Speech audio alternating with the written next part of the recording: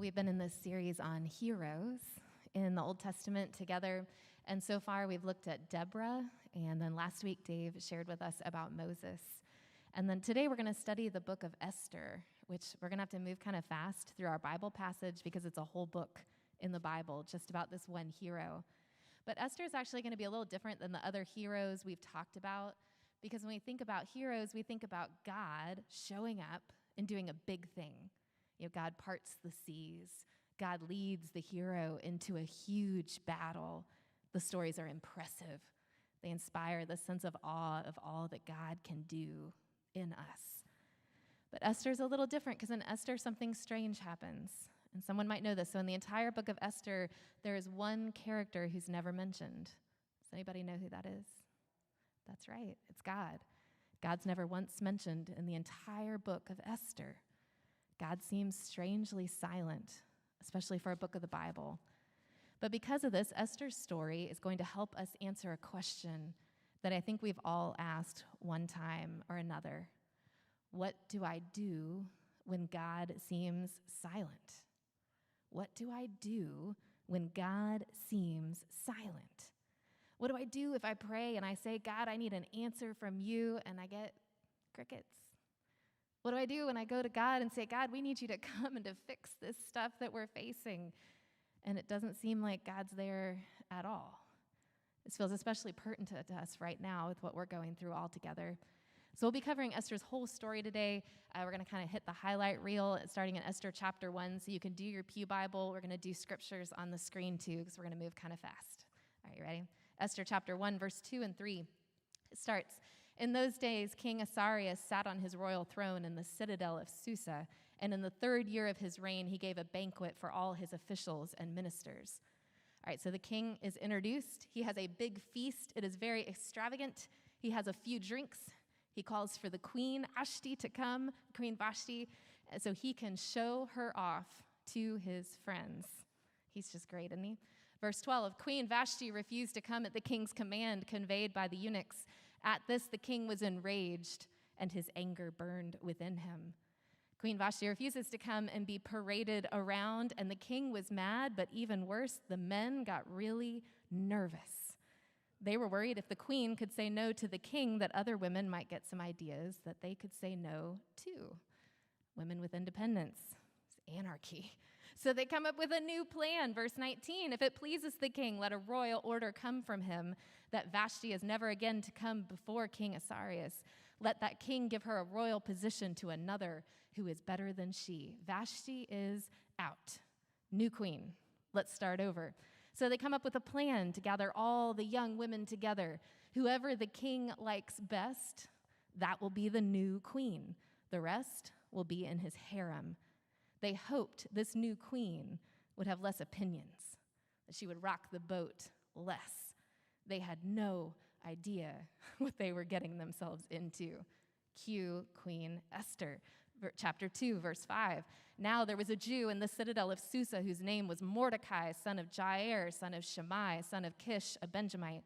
Mordecai had brought up Hadassah, that is Esther, his cousin, for she had neither father nor mother. The girl was fair and beautiful, and when her father and mother died, Mordecai adopted her as his own daughter. So when the king's order and his edict were proclaimed and many young women were gathered in the citadel of Susa in custody of Hegai, Esther also was taken into the king's palace, put in custody of Hegai, and was in charge of the women. All right, Mordecai. Mordecai is a Jewish man. He's a good guy. He's raised Esther because she was an orphan. Esther, now an adult and our hero, gets rounded up with the other women for what the Bible calls a year-long series of beautification. Mordecai tells her before she leaves, do not tell them that you're Jewish. Now this situation, we read it and think, oh, year-long series of beautification, we're going to pick a new queen, feels like Cinderella. No. This is more like Hunger Games, truly. The women were taken from their families and homes. At best, they're selected to be queen, but we know what happened to Vashti, and she was queen. The other alternative is they are kept in a harem for the king. This is a dark and terrifying time for these young women. It's not a fairy tale. It's a horror movie for them. But Esther is there, and she's trapped. So they call all the women together after a year of beautification, and lo and behold, Esther is chosen to be queen. Now, meanwhile, there's two of the king's eunuchs over here, and they are plotting to assassinate the king. Kind of sounds like he had it coming, but they're planning to assassinate the king. Mordecai, remember the one who raised Esther, he finds out, and he goes and he tells Esther what's going to happen, and she goes to the king on Mordecai's behalf to tell him what's coming. So the king now is not in danger anymore of being assassinated, but I think he's uneasy because of what he does next. He promotes Haman, one of the other men. He promotes Haman to have more authority and to make sure he doesn't get stabbed while he's sleeping. Chapter 3, verse 2. All the king's servants who were at the king's gate bowed down and did obeisance to Haman, for the king had so commanded concerning him. But Mordecai did not bow down or do obeisance. All right, it would have been common practice to bow down before anyone like the king or someone right hand to the king. Mordecai knows he can't do that. You only bow down to God, right? And Mordecai knows that, so he refuses. Haman gets really angry, and he decides he wants to kill Mordecai, but he feels like somehow that would be petty, so instead he decides to kill everyone who's Jewish, which feels like overkill. Chapter 3, verse 8, Haman said to King Ahasuerus, "There is a certain people, they're scattered and separated among the peoples in all the provinces of your kingdom. Their laws are different from those of every other people. They do not keep the king's laws, so it is not appropriate for the king to tolerate them. If it pleases the king, let an issue be decreed for their destruction." All right, the king agrees. Edict goes out. Mordecai finds out what's happened. He's filled with grief. He starts tearing his clothes. Esther hears that Mordecai is really upset, so she sends a eunuch to find out why. The eunuch comes back and tells Esther that all the Jews are going to be killed at the king's command. Esther knows. She knows what she has to do. She's the only one close to the king. But remember, he doesn't know she's Jewish. So she's making this decision to go. She knows she could be put to death because anyone who approaches the king without an invitation could be killed on the spot. She would have to risk everything. Chapter 4. Mordecai told them to reply to Esther, "Do not think in the king's palace you will escape any more than all the other Jews. For if you keep silence at such a time as this, relief and deliverance will rise for the Jews from another quarter, but you and your family will perish. Who knows? Perhaps you have come to royal dignity for such a time as this." Then Esther said in reply to Mordecai, "Go, gather all the Jews to be found in Susa, and hold a fast on my behalf. Neither eat nor drink for 3 days, night and day. I and my maids will also fast as you do. After that, I will go to the king, though it is against the law, and if I perish, I perish." Mordecai then went away and did everything as Esther had ordered him. All right, for such a time as this.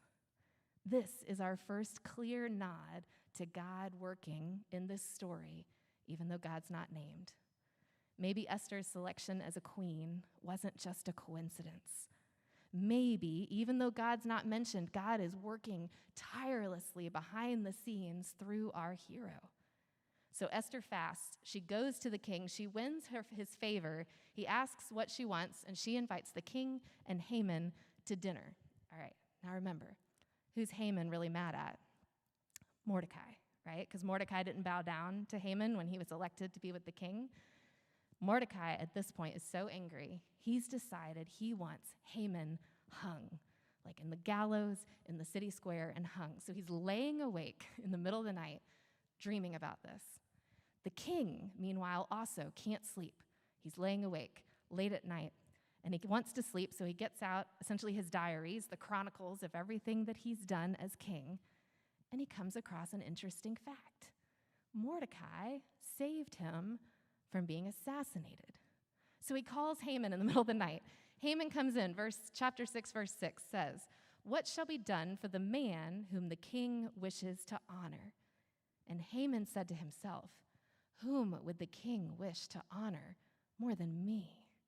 Oh, Haman, he doesn't even know.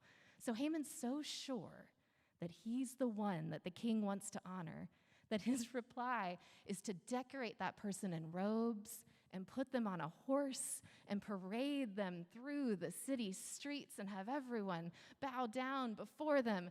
Chapter 6, verse 10, then the king said to Haman, quickly, take the robes, take the horse if you've said, and do so to the Jew Mordecai, who sits at the king's gate. Leave nothing out that you've mentioned. And this is hilarious. If you ever read the Bible and thought the Bible's not funny, this is so funny. So all the things that Haman imagined were for him, he has to go do for Mordecai, the one he had been staying up at night thinking about how he could get him hung. But Haman gathers himself together because it's time for dinner with the queen and the king. They go to dinner, chapter 7. Esther, the king asks Esther, if you could have anything you want, what would you have? And Queen Esther says, if I have won your favor, O king, if it pleases the king, let my life be given me. That is my petition. And the lives of my people, that is my request. For we have been sold, I and my people, to be destroyed, to be killed, to be annihilated. If we had been sold merely as slaves, men and women, I would have held my peace, but no enemy can compensate for this damage to the king. Then the king says to Queen Esther, who is he, where is he who has presumed to do this?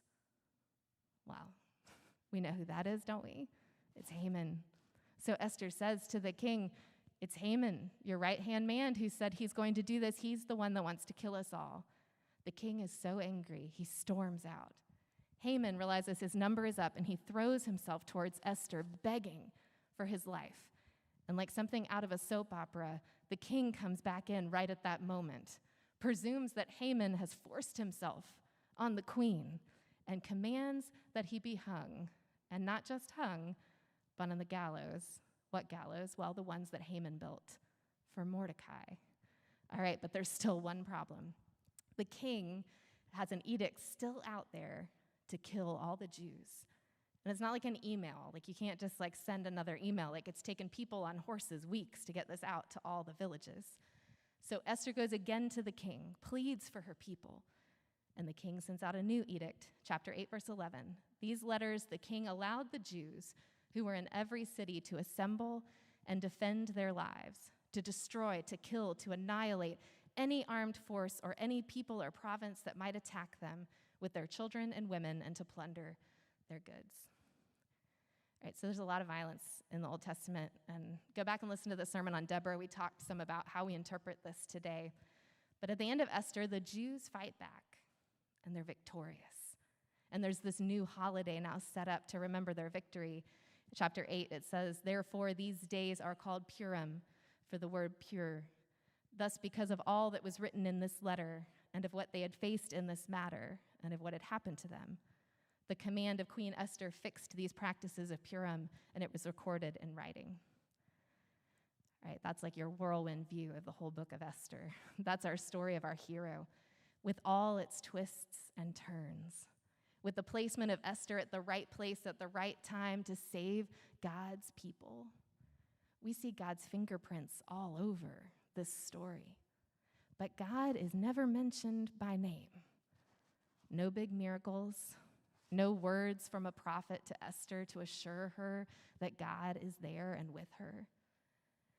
What did Esther do when God seemed silent? She is faithful to God anyway.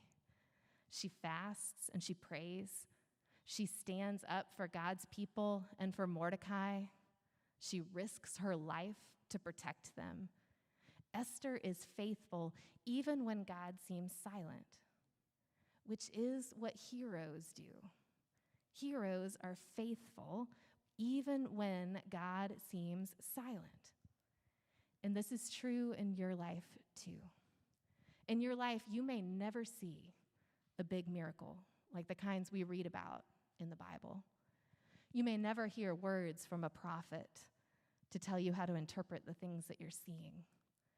Or even if you have those mountaintop moments where you hear God speak and see God working and feel God's presence in you, there's a lot of time in between those moments for most of us. It may not always be clear to you what God is doing, and there may even be times when you pray for God to speak and you don't hear anything in return. So what do you do when God seems silent? You are faithful to God. You think about what you know about God from the Bible.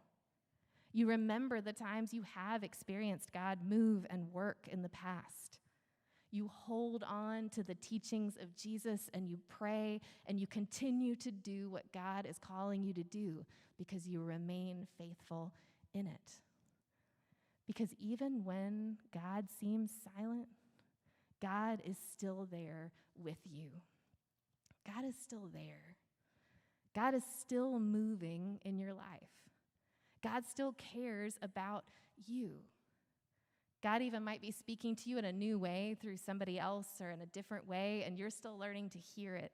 And so it feels like God's silent, but God's really not.